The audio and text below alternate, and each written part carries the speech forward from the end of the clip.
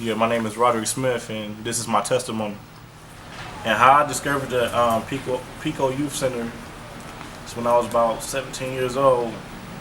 I had a Hispanic friend. We was on the bus one day talking, and he see me rapping. I was like reciting to myself, and he's like, "Man, you should go to a recording studio. They have one out there off of Lincoln and Pico."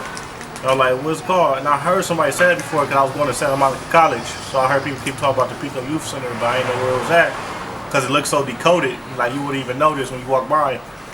And it was like, "Oh, it's off of right across the street from El Pollo Loco, all the plazas." So I was like, "Okay."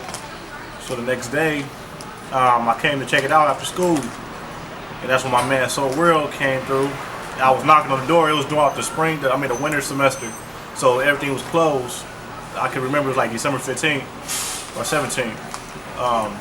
Everything was closed, and he came through, and then we were talking, greeting, and we get to know each other. And I told him I do music. I'm like, cool. He said, "I got a recording studio. It's free. Come in and everything." And that's when I used to chill with the West Ends. We was a group that was together and all that. So it got formulated and everything. And make the long story short, we started doing concerts and everything at UCLA. And then, things got a little out of bad because City Hall wanted to get rid of us because they thought it was an all Hispanic organization. Anything we wasn't teaching a lot, In reality, we was, This place right here is like my family. I can say that with a smile, I ain't gotta be looking all like dubious and everything. I want to look serious because this is my family right here, Then years after years came on, City Hall tried to knock us down, like a lot of times, but we kept staying strong. And then we really showed them that they couldn't do it, they couldn't mess with us. So what we did was we started being more family oriented, started having these like visual programs such as visual art, studio recording, and the visual art would be dedicated to the man behind the camera. I think he came out with a book or a movie. It was called Man Behind the Camera, I think it was, or Man Behind the Vision. I think it was that. Yeah, Lawrence P. He's Grammy nominated, and you can't get bigger than that, man. Just look in his eyes, I can see that I'm motivated by him. He taught me how to use a camera.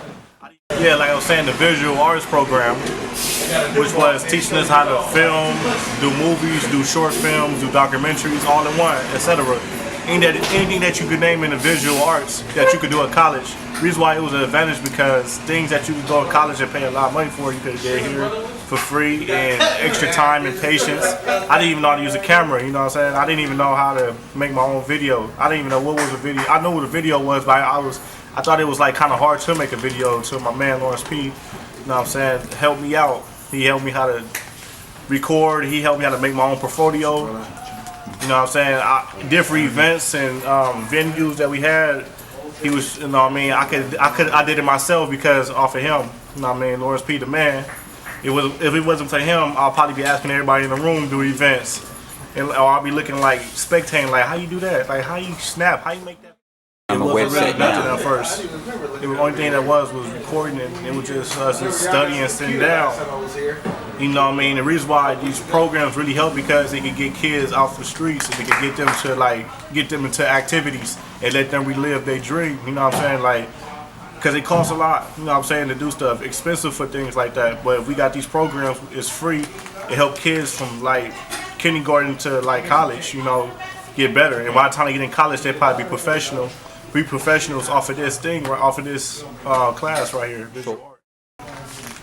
There was a lot of disadvantage, such as fighting to get these things. And how we was going through City Hall, how they was stressing us, and how to try to make us fight. We had to go through a lot of fighting and everything to build this empire. And I would just tell them it became something because every week it grew gradually, such as film, music, talks, different events, and it grew like day by day. And it took patience, it took a lot of patience, it took a lot of like determination, vision, and etc. You know. Okay, so what do you actually currently do at the Pico Youth and Family Center now?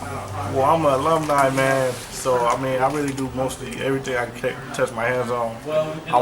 Mostly I'm into music. You know what I'm saying? Like that's my thing. That's what I love. That's what I enjoy.